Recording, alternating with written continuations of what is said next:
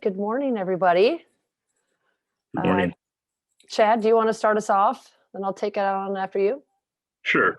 Um, Hello, everyone. My name is Chad Ellsbury. I'm the Assistant Director and Golf Administrator with the Athletic Association on the boys' side with 1A, 2A, 3A spring golf, and then 4A golf in the fall. And that's the one really positive note I think we can lead off today with is that we've already had a successful high school golf season with 4A boys golf last fall. And so a lot of the guidance that we're sharing today is a direct result from that season and some of the things that we learned and some of the things that are being carried forward. And all of the guidance that both Lisa and I have to share have been filtered through the Iowa Golf Association, through the Iowa PGA, through the USGA, and other state associations. So there's a lot of thought that went into it. And with that, I'm going to let Lisa kind of take over a little bit here. Okay, thanks, Chad. As Chad said, I'm Lisa Brinkmeyer. I'm the golf administrator for the Girls Athletic Union. And I'm going to be narrating a little bit through the COVID guidance that we have. And again, this is guidance, local level experiences that you have at your school may supersede some of these. Your county may supersede some of the things, and just know that we've got guidance here. And if you have additional questions about the guidance or anything that we don't cover, just make sure you reach out to one of us. Okay. The questions that you might have, there's a Q&A feature at the bottom. Go ahead and enter those as we go. Chad will be monitoring them. If we can't get it answered during the presentation, we'll get in contact with you. Hopefully, but we can get them all answered. This is also being recorded. So if you want to go back and reference something, or if you speak to another coach and they didn't get to see it, we'll be on both of our websites at a later date. And I say later date because Chad's involved with state basketball right now, and we'll try to get it up there as soon as possible. Also, this guidance is intended for high school, varsity, sub-varsity, and also any junior high programs that you might have. All of this pertains to that. As I mentioned before, the guidelines that we're speaking about and the mandates are put in place by the Governor's Office, Department of Public Health, Department of Education, federal, local, county government entities, federal, local, county health departments, and local school districts. So even though you might be at your school with a mask mandate or not a mask mandate or anything else that goes along with your local policy, you might go to another golf course and you will have to abide by what their school district has in place or what their county has in place. So just know that there will need to be some flexibility on your part to adhere to some of the rules where you will be traveling into different golf courses. One good thing is to just call ahead, speak to the other coach, or have your administrator speak to that administrator to make sure that there are no surprises once you show up of any requirements that might be on hand. One thing I would interject is that, as I mentioned, in the fall season, we had schools all over the place. We had some schools that were hybrid, some that had that were going full time, and so that communication, especially if you're the traveling team to that host school, is really important to kind of get a feel for what their course is allowing and what they're going to have in place. And just that communication will take care of a lot of issues rather than finding out, 15 minutes before you're getting ready to tee off that this is expected or that's expected. And as far as supervision goes, I think we all know that there typically aren't a lot of administrators at your golf meets. That the coaches take on a lot of those roles. We're going to try to encourage there to be some sort of administration there, especially in the beginning, because you don't know what's going to happen with other host schools, spectators, and we don't want that to fall entirely on the coach's shoulders to have to handle those things during the meet when your focus should be on coaching. But again, be cognizant that some of those responsibilities may have to fall on your to-do list when there's an administrative supervision on site with you. All right, possible positive COVID-19 cases. The Department of Public Health has developed guidance, and this is no different than you have been experiencing at your schools through the fall sports, winter sports. There needs to be protocols in place, which I'm sure your school has, When a student or student athlete reports COVID-19 symptoms, a positive COVID-19 test, or contact with a person, there needs to be a process that's going on with that. And obviously, we know that your school has a point person.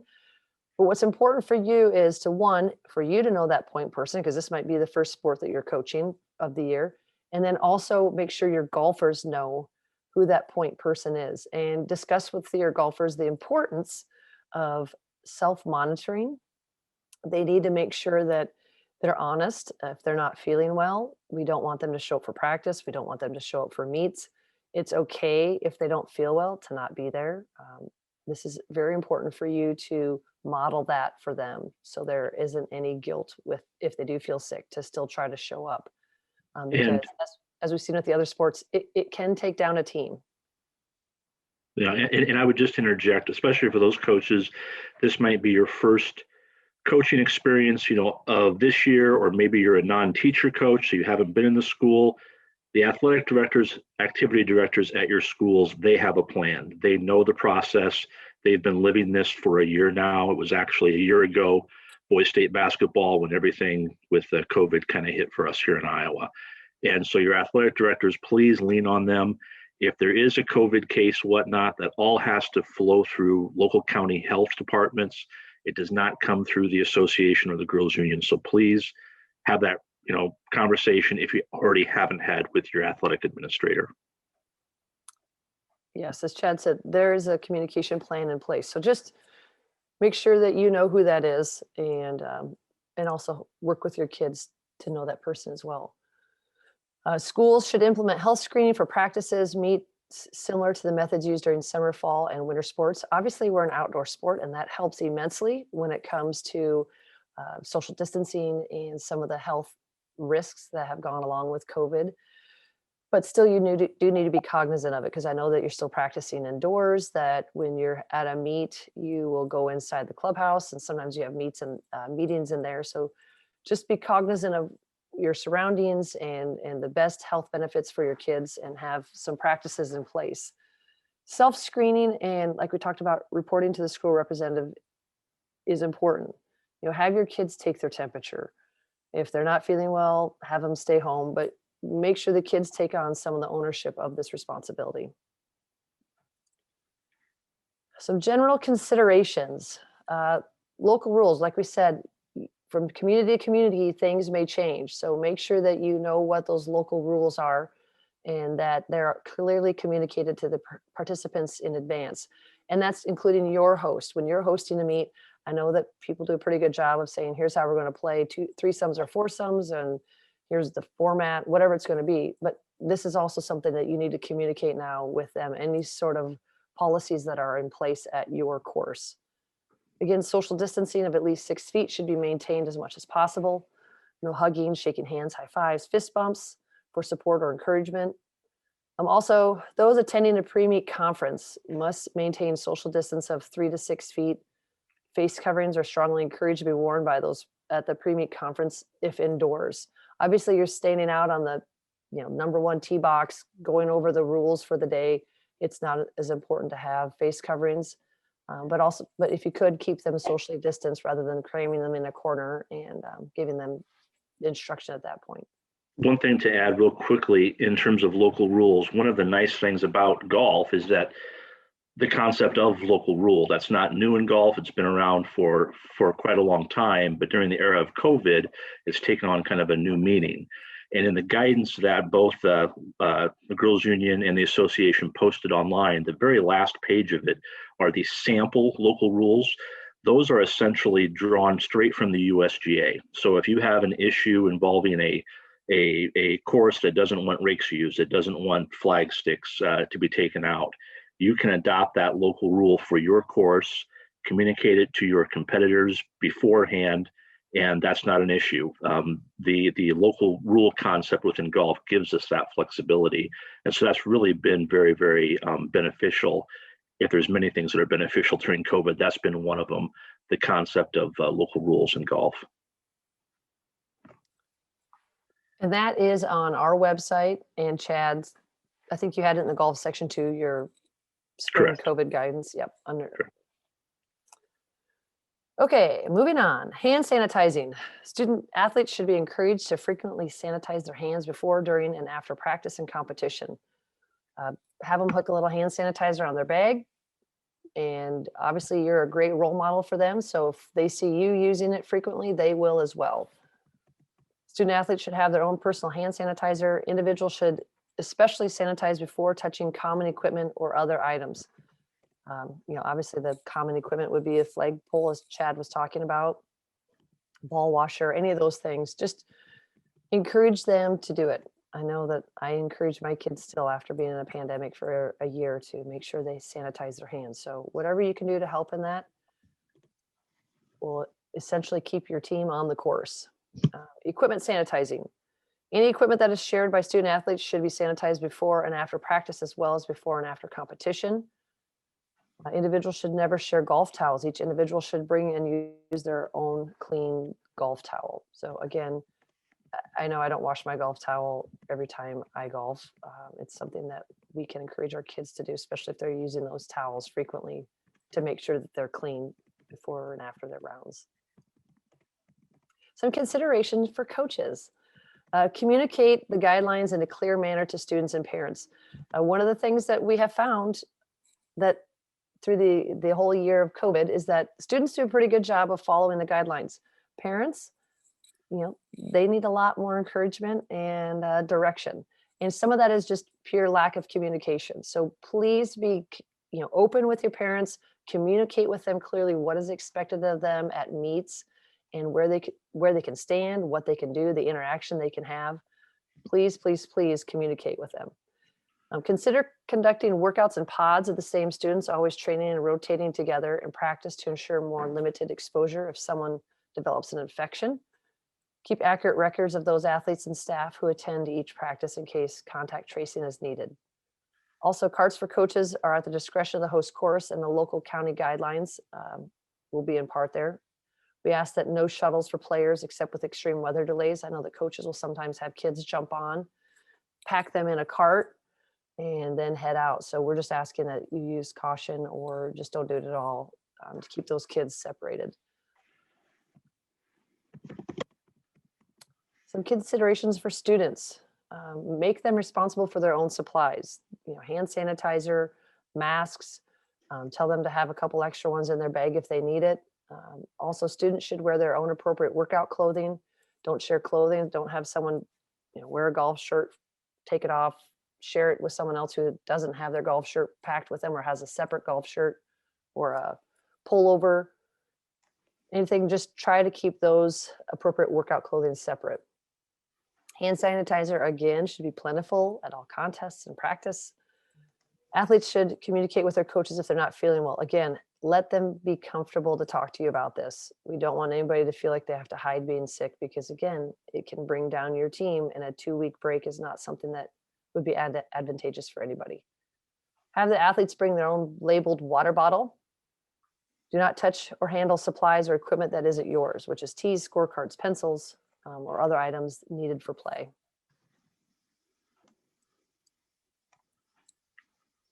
Driving range, putting green. Again, for the meets, limit the practice facilities. Obviously, you can have it open, but we want to decrease the time and interaction with the team. So we don't want a team to come an hour early or teams to come an hour early and hang out at the driving range for the whole time or hang out on the putting green with everybody else. We want to make sure that there is rotation and that the time there is limited. Obviously, yes, we want you to warm up and have your teams ready to warm up, but we don't want you to be hanging around other teams for extended periods of times. Hosts may assign a time window for each participating team. That includes, hey, this team is going to come from 4 to 4:15, and they get to have the putting green, the driving range. These group of teams are going to come from 4:15 to 4:30. Anything you want to do, anything that you can help us with social distancing would be great. The hitting bays set up with 10 feet of space between players. Obviously, that's for courses that are lucky enough to have a driving range. Bring your own tees. I know that some courses have gone away from the community tee bins. They have just taken them off the counter.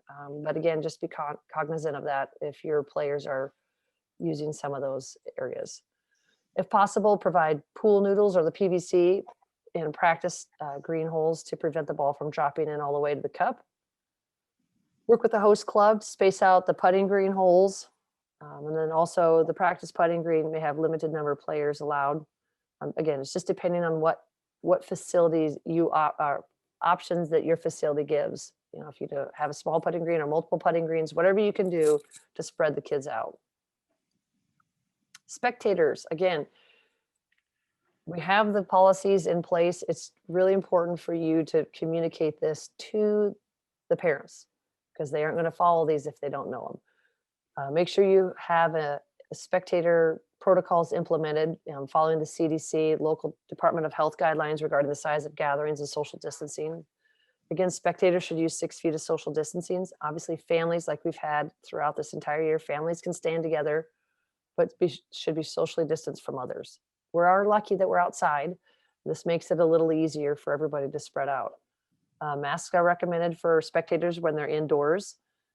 Individuals in the clubhouse should practice 6 feet social distancing and are recommended to wear masks. So when your player comes in at the end of the round, if they're turning something in, tell them to put a mask on.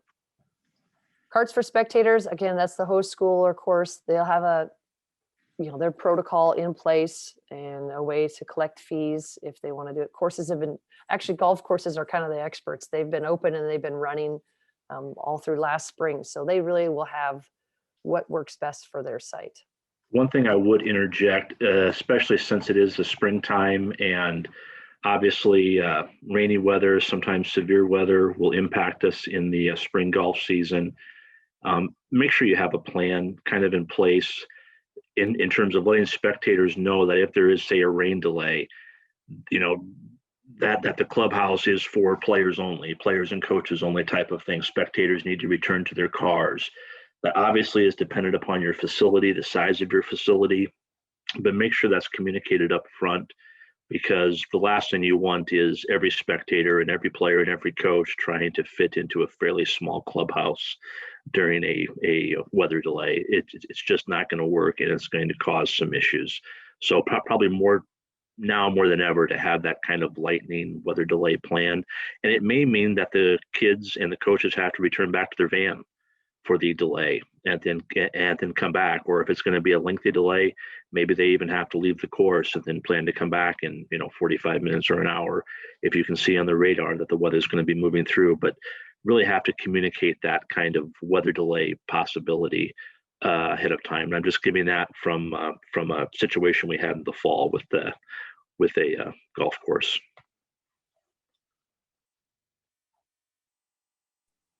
All right, thanks, Chad. Okay, some considerations for administration. The facility sanitization. Make sure that there are, if the golf course needs to have it, or if you're practicing in a spot in the gym, that there is a plan for sanitizing that area. Postseason. Potential options will be considered regarding the state qualifying meets and state tournament, depending on the status of COVID.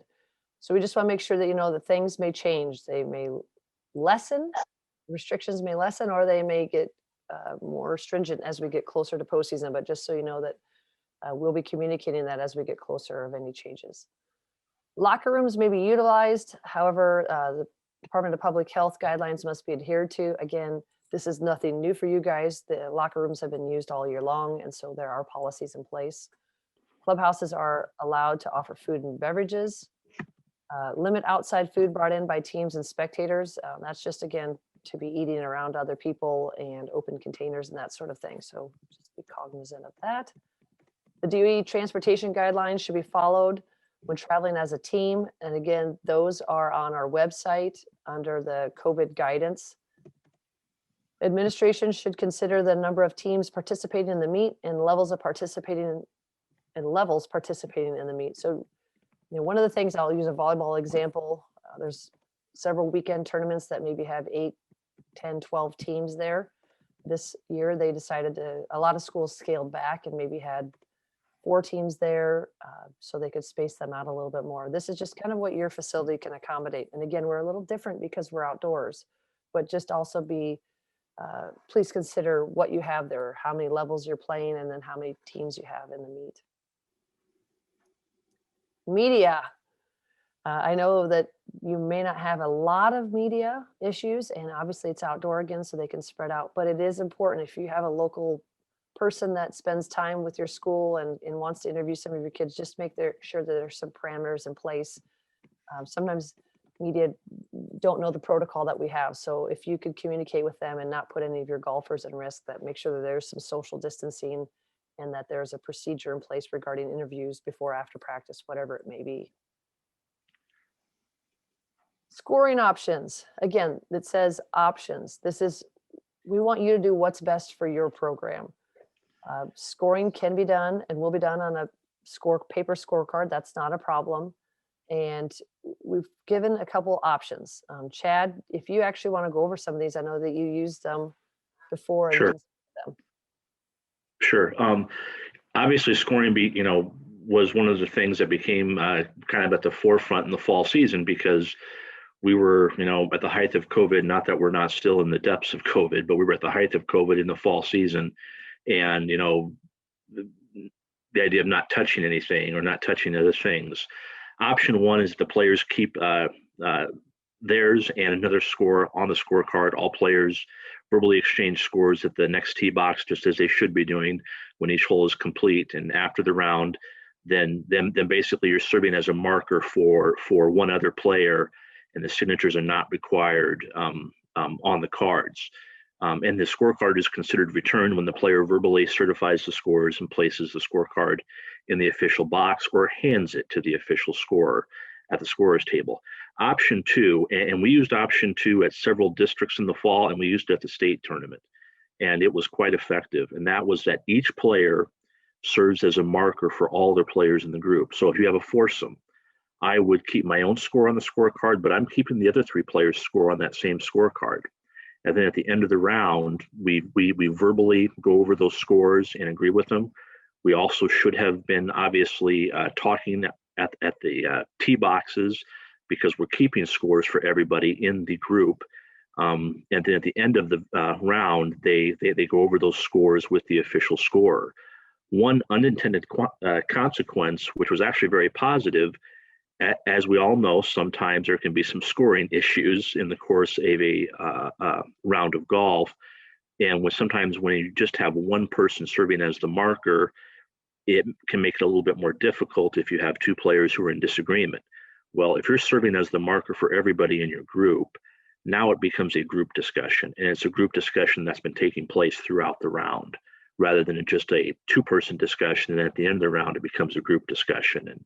And so the bottom option is what we will be using and encouraging for sectional, district, and state tournament on the boys' side. The option two of each player keeps the scores of all players in the group.